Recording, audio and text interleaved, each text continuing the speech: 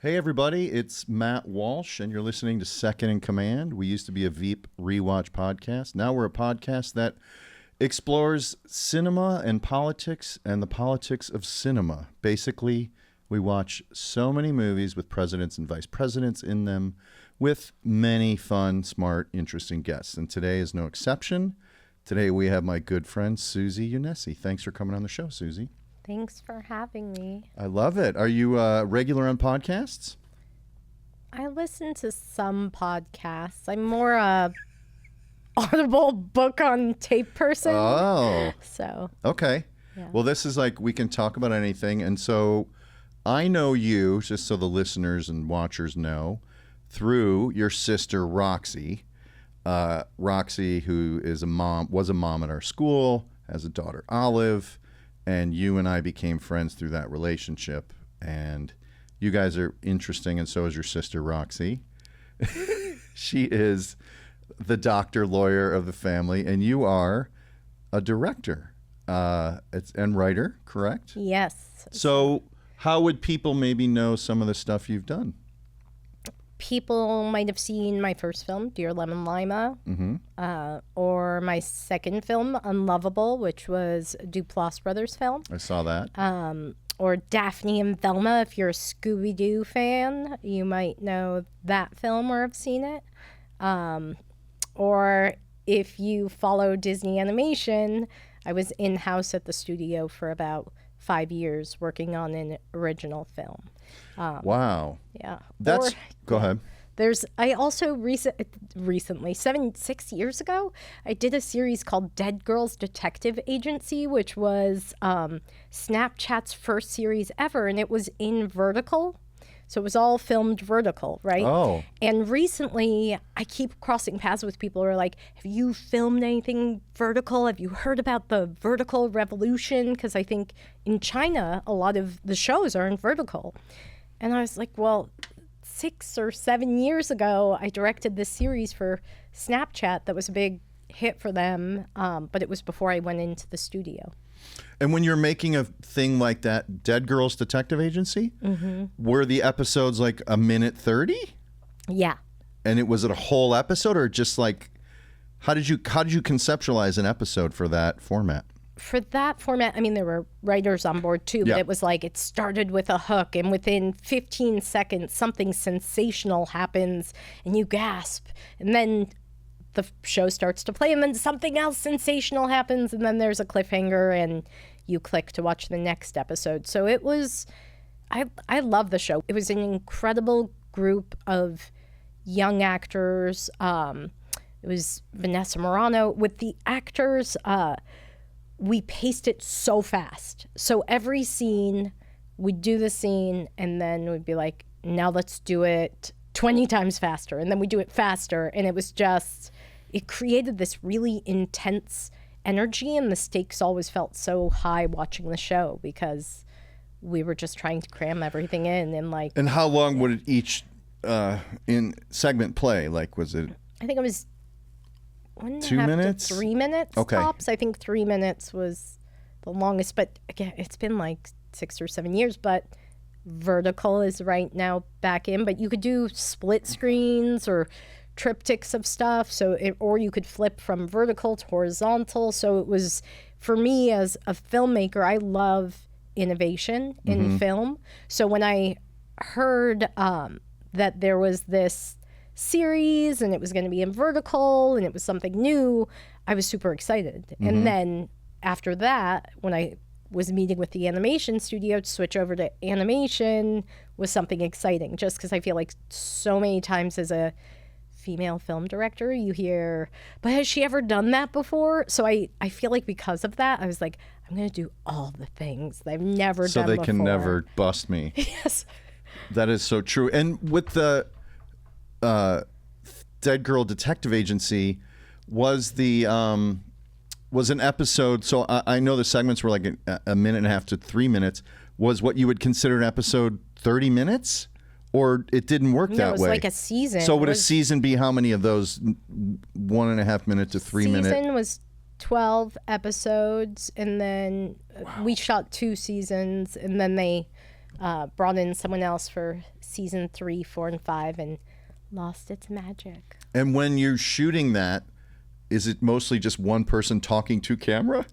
Like, you're not doing big group scenes No, like it's Robert huge group scenes. It's Really? like And it plays in a vertical? Yeah, it was so Dead Girls Detective Agency. It was a really fun idea because it was this girl dies and she finds herself in this hotel, and it's this in-between world. And it was with these people who have to solve their deaths in order to move to the other world. That's the premise of the TV show Ghosts that I'm assembling. Nice plug. Watch it on CBS, guys. I'm in the season finale this year. Yeah, same premise. The people don't know why they're there, but they're stuck at this mansion and they can't literally get off the property line. Was that on a stage? Yeah, they shoot it in Montreal. And then the only thing they discover is they have some way of interacting with the corporal world. Like, one person can actually can touch a keyboard and use the internet. Another person can walk through people. I walk through people and I make them feel horny like crazy. So they discover they have this effect on people on Earth too. But that's so interesting though, that premise. So you shot it as if people were going to watch it on a big screen TV. You didn't shoot it we shot it vertical, but the way you do those group scenes is you do a split screen. Okay. So you have either 3 images stacked on top of each other, or you have 2 images stacked so that you get a group shot. So it was fun. It was visually like a challenge, and so interesting. we shot at the Paramore, which, have you been to the Paramore? No. Such an incredible space in Silver Lake where they have weddings, or they've filmed some reality shows, but it's this, I think it was a nunnery. Really? And it's this large property that's gorgeous, and there's an interior designer who's one of the owners, so it just is beautifully furnished.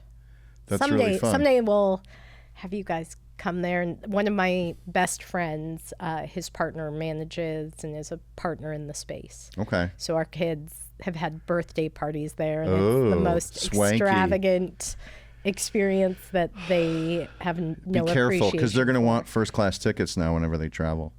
The next time you get on a plane, they're like, why can't we fly in first class, Mom? And then your Disney journey. So you were there for 5 years in the animation world. They were essentially also probably educating you and developing you, right? Like, you probably got tons of like exposure to great storytellers and the Disney process. Like, what did you learn being inside that sort of historic animation place? I mean, there was so much great focus on story and storytelling and structure, and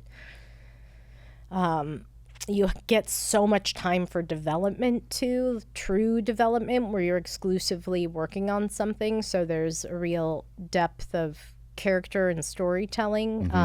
Back then I would listen to so many podcasts because it's part of the development process with your exec. They'll send you different, based off what your theme is, you'll get a bunch of podcasts that are surrounding that theme, so you're an expert really in the story you're telling. And I was there starting at Frozen 2 through Encanto and Raya and the Last Dragon, and Wish. So I was there for a long time, but working on the same film. You as a director, it's a little bit like the old studio system where you go in-house and then you work inside the Wizard Hat building. It's like I drive by it all the time. That's so cool. Did they ever send you an episode of my podcast here as part of your research? Did it ever cross your email? Well, I bet it would have if it was specific to politics. Okay. But I was exploring and interested in mass hysteria, which I didn't see any of the episodes that specifically discuss the theme mass of your hysteria. story. I know you've told me a little bit.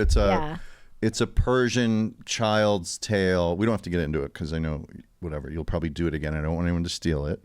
But it's a Persian children's tale that your grandmother told you, correct? It was actually my grandmother's mother? real life story. Oh, it's based on a real It was life. based Oh, wow. on her real life Oh, story okay. So about how she, when she was a kid, there was a plague that swept through her village.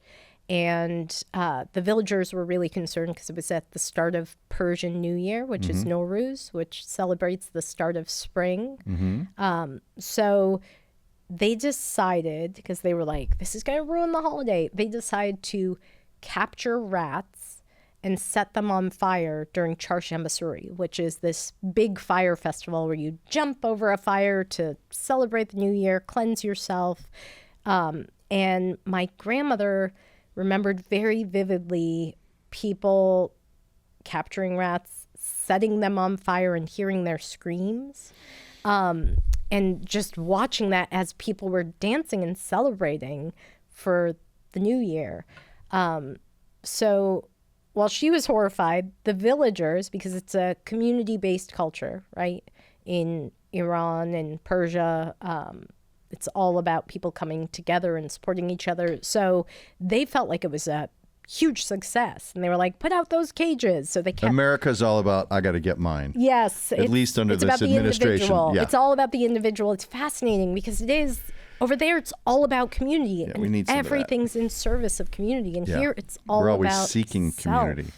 Yes. Especially out here. Anyways, I interrupted you. So your grandma was remembering that and the shrieking of the rats. And so the next day when they decided to trap all the rats, she stayed up that night and released rats from cages.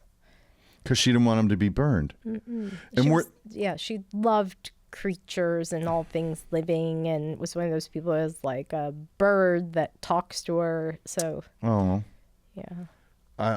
Were they trapping the rats related to the plague? Yes, they thought that the rats were causing the plague. Got it. And so, so she was releasing them, which then left her father without rats to share, which made him feel shame. Because in a community-based culture, you're supposed to give back to your community. Oh, wow. And eventually he realized that it was her releasing them. But simultaneously, they realized it wasn't the rats that were causing the problem. So that's it was the a little bit inciting like, incident, I bet, for like the story. the sort of To Kill a Mockingbird meets E.T. type feeling. I was going to say, she's the Atticus Finch of rats. Yes. Lovely. She's fighting for the underdog, right? Or the scapegoat, if you will. Yeah, the scapegoat. It was all about scapegoat. Tom, what's his name, was the scapegoat. Busting up the Schiffer rope. Well, I don't have a problem killing rats. I just want to tell you that. All right. So if you like what you're listening to, guys, guess what? You can find the rest of it on Patreon. All you got to do is you go to patreon.com/Second in Command and subscribe for $5 a month, and you have access to the entire Veep Rewatch catalog, which you cannot get anywhere else. Lots of bonus content, and you the rest of this episode, the rest of this episode that you were enjoying. So we'll see you over there, patreon.com/Second in Command. And here's one other thing. If you sign up on your mobile browser or on desktop, you will avoid a 30% upcharge from Apple. So if you want to pay Apple more money to get the same content, you absolutely can. After you sign up on your mobile web browser or your desktop, you can then use the app and you won't get that 30% upcharge. Just letting you know. I think I understand what you mean.